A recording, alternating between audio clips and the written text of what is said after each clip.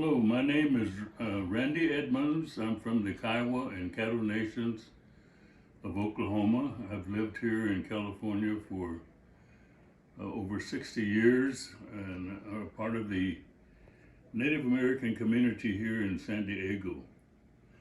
We have a program here in El Cajon called SCARE, and it is a program that provides services to Native Americans that live in the county of San Diego.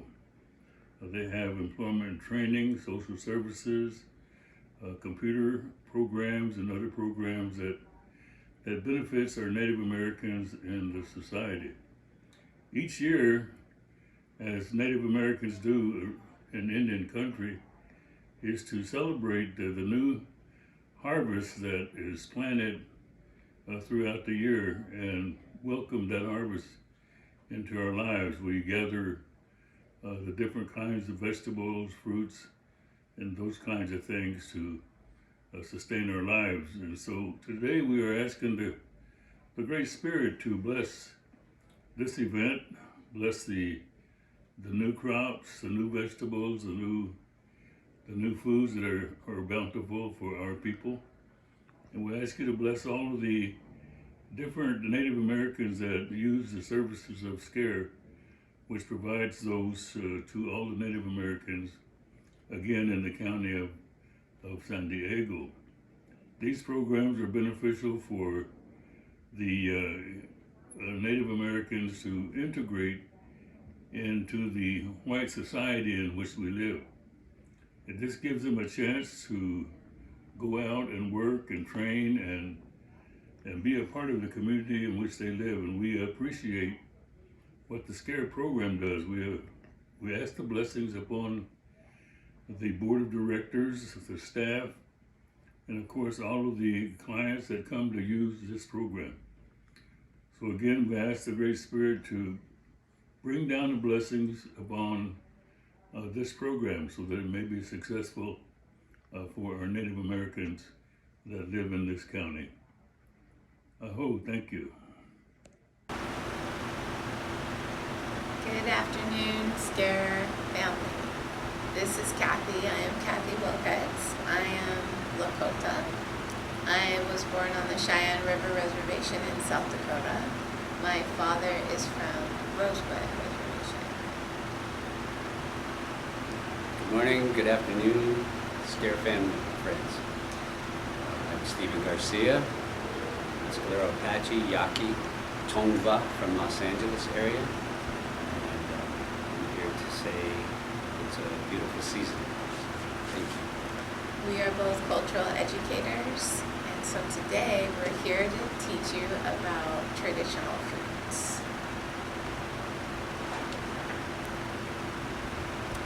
What's in season? Meal planning and savings on seasonal foods. This workshop will go over the ways food ties to culture and health, and how it connects people to the earth through the seasons. The workshop will feature recipes that include traditional ingredients from various tribes, and we'll have the opportunity to follow along with the traditional food recipe for the workshop and activity. The activity today will be making cornbread. So each family will receive a cornbread mix, which is this one right here. You will receive a can of chilies along with the baking pans, and you will also be receiving traditional recipes, indigenous recipes from this cookbook. And I'll go ahead and read to you the description of this cookbook. It says, modern indigenous cuisine from the renowned native foods educator and former chef of Mitsitam Native Foods Cafe at the Smithsonian National Museum of the American Indian, from Freddie Bitsoy, the former executive chief at Mitsitam Native Foods Cafe. So this will be the cookbook. And it has recipes like chocolate bison chili, prickly pear sweet pork chops, sumac seared trout with onion and bacon sauce. So that's just a sample of what you will find in this book. So Stephen and I would like to talk to you about how to find traditional foods in our communities and our cities. Do you have ideas? Yeah, thinking about most regional foods, it's always healthy to eat whatever grows in the area that you're living in, because this is the way you connect with the earth and the nourishment that she provides. Like especially here in California, we get a lot of citrus in the times that are cold and flu seasons. So it's good to do that and incorporate that. And yeah, as we were saying, in the days when people would say like you harvest pumpkins and squash, and then you save the seeds for the time that it would be best to replant those and come back and harvest those again. And here in California, we're very fortunate to have a lot of foods that will grow year-round. So, This season is also fall, and it's the harvest. And so as you can see on our table here, we have squash that grew over the summer, heirloom pumpkins, wild turnips, and you'll see the berries that are preserved in jelly. So these are all the fruits of the bounty. And the good thing about squash is it lasts a long time. You can keep it mostly through the winter time and use it in soups. For example, this acorn squash right here, my mother would make us a meal in the winter time, and she would put buffalo meat, like a big buffalo meat meatball, and put it inside and bake it in the oven, and it was so good. So that's something that you could do with your families. Any ideas for you? oh, ideas. We just visited South Dakota, and her sister said, "Hey, I'm gonna make some buffalo stew with the chunks of meat." And when she said, "Can you help me get it out of the oven?" I thought, "How big is this pie?" It was the pumpkin. So she had actually cooked the stew in the pumpkin. Oh my goodness, it was so delicious. And I said, I have to remember this. So yeah, it's that way. It's like if you're catching fish, and you can even stuff fish or whatever you want to put along the side of the fish. My nana always put rosemaries and lemons with the fish, and she said that was good for your memory, the rosemary. I'm going to go ahead and get up, and I'm going to show you a few samples up here. So a lot of times when we go grocery shopping, we look for traditional foods. And for my tribe, we have sunflowers. So here I found some raw sunflower seeds. For dried meat, you could find some beef jerky, or if you're lucky, you can find some wild game jerky as well. These are preserves from South Dakota, from my tribe. So we have sand cherry, we have buffalo berry, we have choke cherry, and all the squash here. Also, for southwestern tribes, you can find organic blue corn tortilla chips. So the blue corn is there. And then there's also peppermint. So we have herbal tea that you could use, and you can also use it for cooking. We have wild rice, so that we use that, and beans. So we have the cornbread, the beans, and the squash, the three sisters, all represented here.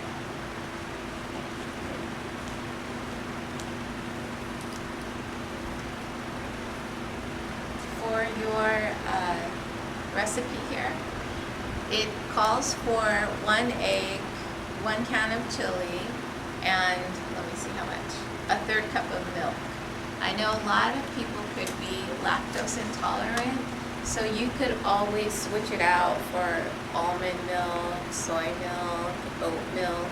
Any type of milk would work for this recipe. So As you were talking about, picking the berries and such like that, and then the dried meat, seasonally, as we were driving through South Dakota, leaving South Dakota, it became apparent that elk season was on because I saw a few trucks with very large racks and elks on the back, and I was remembering that wild game, well, what we call wild, like antelope, elk, deer, and I think about California, we had deer, rabbit, and such meats like that, bird, quail, it's turkey, especially this time of season, turkeys are everywhere, and if you're vegetarians, you know, you just take out all the meats and everything else is here for you, but if you're a meat eater, you know, that one elk will sustain you through the whole winter, and they would also trade amongst each other. You know, if you get tired of elk, you trade somebody for some antelope or some deer or some turkey, and that's the way we kept the circle of people going. It was really a good way to interact with each other. I also wanted to point out that on the squashes and the pumpkin, if you can find organic, you could save the seeds. You could roast the seeds. You could also use them for planting for the following year. And you can also share with your family and your community.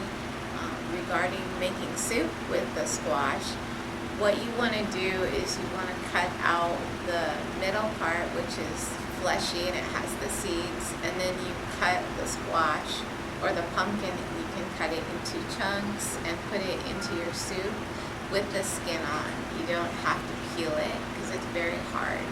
And then when the soup is ready, what you do is you just use your spoon to scrape out the squash or the pumpkin. So that's an idea for you. Do you have any other tips or ideas? Basically, you just want to interact with, especially if you know some elders, and ask them for their recipes, you know, because most of the time they're more than happy to share what they've learned through the years, and they don't want it to be lost. So if you can find elders that can give you recipes, oh my goodness, they're so good. That's why they're so healthy, why they stay fit. If you can go organic, if you can, you know, find the plants and the foods that we used to eat. California natives, I tell people that we need to eat a lot more fish oils and a lot more, if we could get the recipes for, as they call it, shawi down here, the kumyai, oka kumyais, and the Tongva people, we call it we wish. But yeah, I think that there was a reason why we ate the acorn mush and nopales, cactus. You can mix cactus with eggs or whatever you really want to. And it's really a good way to go by finding the regional foods, as I said. Avocados are a blessing. Potatoes, you name it. The earth is so bountiful, and especially at this time of the year, the harvest. We call it the harvest because that's what it is. That's what we celebrate, and that's how we came together, connecting with family and friends, and teaching others how to plant and how to survive through a winter. Unfortunately, here in California, we don't have as harsh of winters, so eat up. It would be nice if you could share a little bit about your family tradition with the tamales. Oh yeah, you know, as of the influence from the Spanish missions, the tamales became a staple too, and that was with the corn leaves, with the masa. They called it the masa, which was the mixed cornmeal, you know, which we also make corn tortillas out of. But you would take the cornmeal and you mix that in there, and so many different nanas had different recipes for their the mole or the sole or whatever they put in the middles of it, the way they would cook their meats. With my people, you know, people would say, oh, I can tell you we're Tongva because of the olives and the raisins. We would throw raisins in our tamales. And I didn't know that was like regional or to any other place. But in time, everybody shares their recipes. And so, you know, it's good that the lines become blurred. But, you know, the tamales, the family would gather during that time around the winter solstice. And we would make mega pans of tamales because there were so many family members that they wanted everybody to go home with, you know, a good amount. And it was always a blessing when you looked in the back of the freezer and you go, ooh, there's still a couple more tamales in here, because you can freeze them. And then you just re-steam them when it's time to eat them. And oh my goodness, that's good food for the soul, good food for the system. It's also a part of connecting with the family, just the traditional ways too. So that's a blessing. Yeah, so we encourage you to find recipes from your family. We have several recipe books from my family. We put our recipes together and we share it, and we created a cookbook. And Stephen's family as well, they created a cookbook with the recipes they have. And those could also be great gifts to give at this time. Anything homemade, anything that you made is also a blessing to anybody who receives it. Generational blessings. Yes. So I think that concludes our class. If you have more questions for us, please feel free to reach out. We'd be happy to share more knowledge with you. One thing I would also like to say is during the holidays, you don't have to always follow what the mainstream population uses as far as their Thanksgiving or their holiday meals. You could always make it indigenous. So for myself being Lakota, I would probably do a buffalo roast with chokecherry jelly, wojapi. Wojapi is a chokecherry pudding, sage tea. You know, like just really make it indigenous to your tribe, to the foods that are grown around you, the animals that are around. I know Stephen's tribe had rabbit stew. That's something that you could think of as well. Gratitude for the rabbit. Deer as well. So always consider the traditional foods that we've eaten and continue to use them, because our children won't know, they may not have that connection to the plants and the animals and the earth if they don't see us using it. So it's very important to do that. Any last words for the class? Yeah, reconnection is a must to hold fast to those traditions and to reestablish those.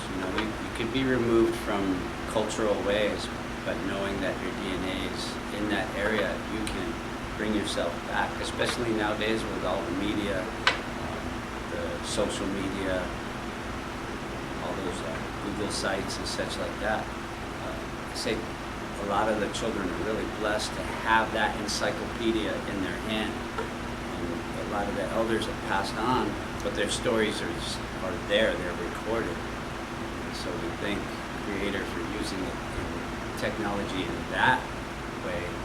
And it's a double-edged, but it's a good thing to have. If you can't find elders or people from your people, they're there. Research. So thank you very much. And every day is gratitude for the abundance that we have in this time of year. And so that's what we say. It's our blessings to have gratitude and to give thanks to the Creator for nourishing us on this star, our planet, the Mother Earth, Turtle Island.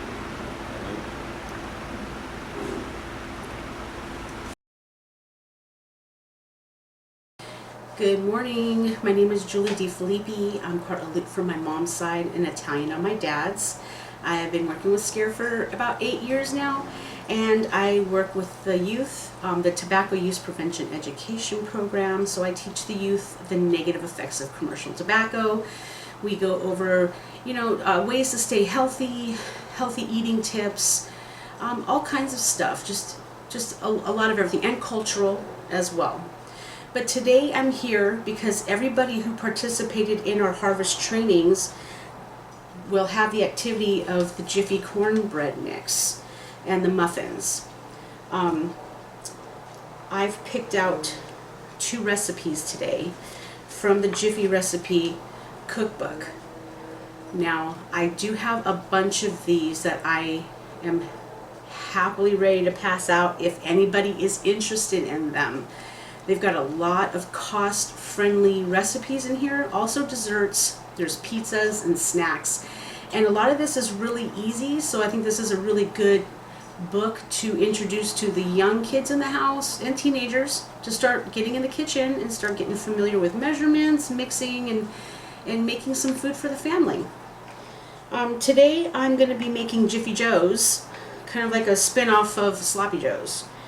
And so I am on page 18 in the book, and this recipe is very easy because I had everything in the house already, so I didn't have to go and get specialty items for this. It calls for a pound of ground beef, 1 can of Sloppy Joe mix, 1 box of Jiffy cornbread mix, 1 egg, some milk, and some cheese.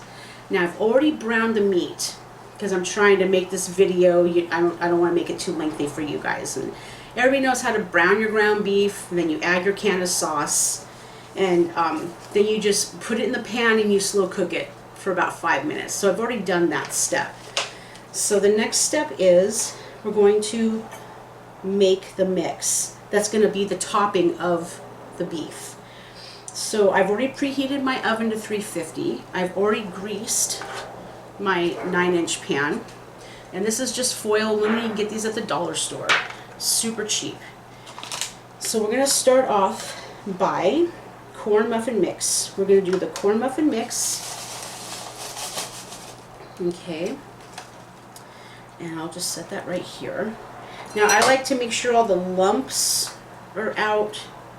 I don't know if that's like a step that you have to do, but I like to make sure all the lumps are down, just because I know it's going to get a good mix. And then we're going to add our 1 egg.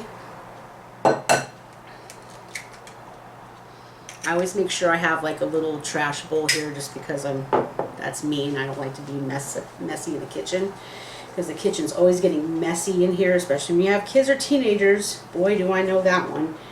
So I have your mix. I've got the egg. I've got a 1/2 cup of milk. And to that, I'm going to add a cup of shredded cheese. And I like my shredded cheese, I like my cheddar. So I have all that in my bowl, and then we're just going to mix it until combined really well. Because that's going to be, like I said, the topping you're going to spread over the meat. So we'll go back, like I said, this book, it's really neat. It's got a lot of cool, easy recipes in it. And I did find about 4 or 5 that I want to make for my family. I mean, when I get home, I'm tired. And man, sometimes I barely have enough energy just to make dinner. But at least I found in these that it's really quick and easy. It's just a few steps. So you're not spending like, a long time prepping and getting all this cooked and then having to... Because you know how it is. You make these meals and then everybody chows it down in minutes. And then you're doing dishes right there and then again. So I did combine all this together. So we're going to put all this stuff in my little junk bowl. We'll put that away because we've already used it. So now we have it all well combined in my bowl. And it says to pour the sauce into the pan. And the sauce is meaning the meat sauce with the Jiffy. With the Manwich Sloppy Joe mix. So let's just slide the mix into the pan.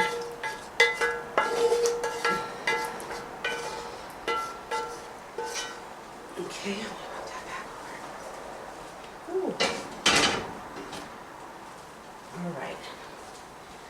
So now I'm going to just put the meat down flat as possible. Just get it as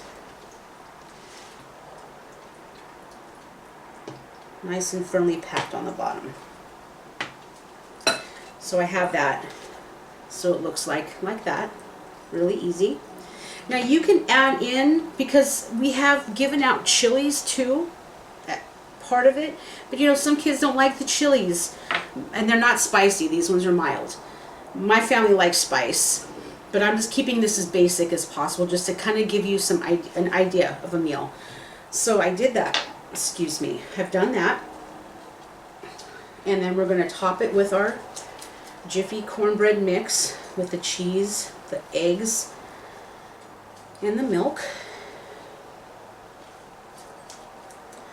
And I'll show you the after pictures too. It'll be like a little, kind of put you on pause for a little bit, then I'll come back and show the end result. And we're just going to lightly put this on top, cover it, make it look all pretty. And with this, I would serve this meal with salad. I love my salads. Or even mixed vegetables, or your favorite vegetable on a side. It's all good. It's whatever is comfortable for your home. So we have that, and it's ready to go in the oven. So now I preheated my oven to 350, and it goes in for 35 to 40 minutes. So I'm going to put that in the oven. 35 to 40 minutes.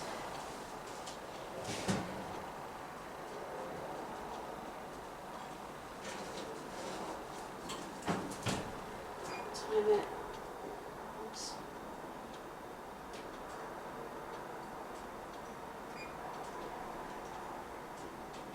I'm going to check it at 35. Because my oven doesn't run right anyway. It's not calibrated right, but that's another story. So we have all that done now. That is your Jiffy Joe's. Simple. It didn't even take that long. Like I said, you can add stuff to it, beef it up a little bit, whatever your family likes. So now we're going to move on to the cornbread mix. And for the cornbread mix, it's 1 can of chilies, and I might just use half a can, 1 egg, 1/3 cup of milk, and 1 package of Jiffy. So let's get started. We got the Jiffy mix, and again, I don't know if it's necessary, but I like to break up all the little, I like to make it just not lumpy. Because when it mixes, I want it to be well mixed, well incorporated, as they say. So we have that. And then on the box, it says to add my 1 egg, 1/3 cup of milk. 1 egg. And oh my gosh, it's a double yolk, everybody. You can't see it, but it's a double yolk, and I think that's like some sort of good luck. So hey, I'll take it. Awesome. So we got 1 egg, 1/3 of milk, and I will put half the chilies in. Kind of. I like chilies. I like flavor. I like cheese too, and I was gonna put that in here, but let's just kind of keep it simple for everybody. It's all good. So I got my little whisk. We're gonna combine well. Now, you can do muffins if you want. You don't have to do these mini tins. We did hand out mini tins for you guys. And everybody gets to make one. So that's really fun. I hope everybody takes pictures. Please. I want to see end results. If you can come up with a different recipe using Jiffy Mix, please do it by all means. I want to see it. I love seeing all different ideas. You don't have to stick to what I'm making. I just wanted to show you how easy it was. So now, I know we gave out boxes, 1 box to each youth participant that's doing this, and 1 box with 1 tin, but I think the way I'm looking at it, it says 1 box makes, or a half a cup makes 2 muffins, and I'm looking at like a half a cup. I'm looking at maybe 2 cups in here. So I might need to do that. I think we're going to do that. It says makes a half a cup makes 2 muffins. So a half a cup. Boy, I'm telling you. And I should have had all my mixings up here. Hold on a second. I have my half a cup. and it was just holding milk. So I hope you guys don't get offended by me kind of digging in my little bowl. But it is a half a cup, and it only had milk in it, so I'm good with that. A half a cup does 2 muffins. I'm gonna do a half a cup in each tin and see where we're at on that. Because these tins are baby tins, and that's a half a cup. I'm thinking we can do a cup in each tin because it's going to fluff up really nice for little mini cornbreads. You can have your personal size cornbread all to yourself. And with this weather being all cloudy outside and the rain is coming, and I'm so excited. So I know I'm getting a little messy on my table, but it's all good. We're not having fun if we're not creating a mess, right? All right.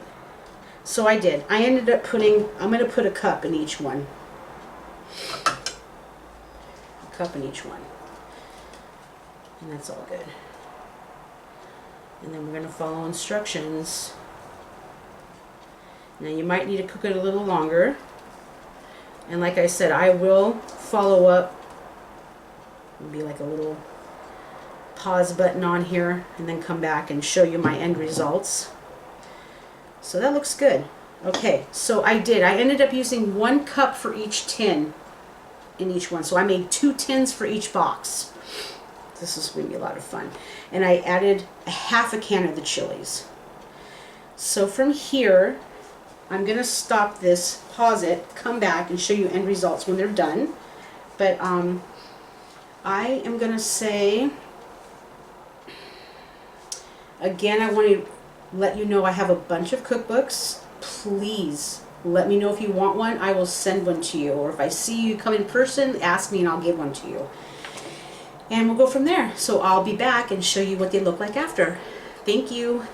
Okay, so it's been 45 minutes, more or less, because my oven doesn't cook the way it's supposed to. So I did the 2 mini, they came out good. The 2 mini cornbread, ooh, that's hot. Just came out of the oven, 2 mini cornbreads, so 1 box is perfect for 2 minis. Awesome. Can't wait to spread some butter on that. And if you have some chili lying around, some cans of chili, whew, you're in. And then I'm really excited. This is the Jiffy Joe's, like the Sloppy Joe's, but a different intake on that one, so it turned out really good. So I'm excited. I did toothpick it to make sure it's dry and not moist. That's how you check it. And I will take a little corner out. Oh, I don't want to mess this up. But I'm going to take this to Scare today, this morning, and share with whoever would like some. I did grease them with butter, so it came out perfect. And then bam. Oh my gosh. So you got all this yummy beef on there, and it's nice and hot. The top is perfect. It's got the cheese in it. Should have put the chilies in it too, but I didn't. That's okay. But hey, easy peasy. Sides of veggie of your choice or salad. Nice salad, perfect. And bam, there's dinner. Quick and easy. And I did that all before I have to go to work. So now I'm off to work. I hope you guys enjoyed this. Reminder, if you want a Jiffy cookbook, I have some at Scare. Call me up. I'll mail them to you. If you come in, if you're in person, ask me, I'll hand them out to you. I really hope you guys enjoyed our harvest trainings. I love these time of the year with everything coming up, and I'm looking forward to our wintertime trainings, and I hope you guys join us for those too as well. And I hope you guys have a good day. It's Tuesday, it's gonna rain today, it's on its way, and I'm excited about that too. So have a good day, everybody. Enjoy yourselves in the kitchen. Hope the kids have fun cooking. Like I said, please, you do not have to stick to muffins. You can do whatever you want. Google something, YouTube it. There's lots of fun ones out there for Jiffy cornbread mix. And until next time, I'll see you guys then, and have a good day.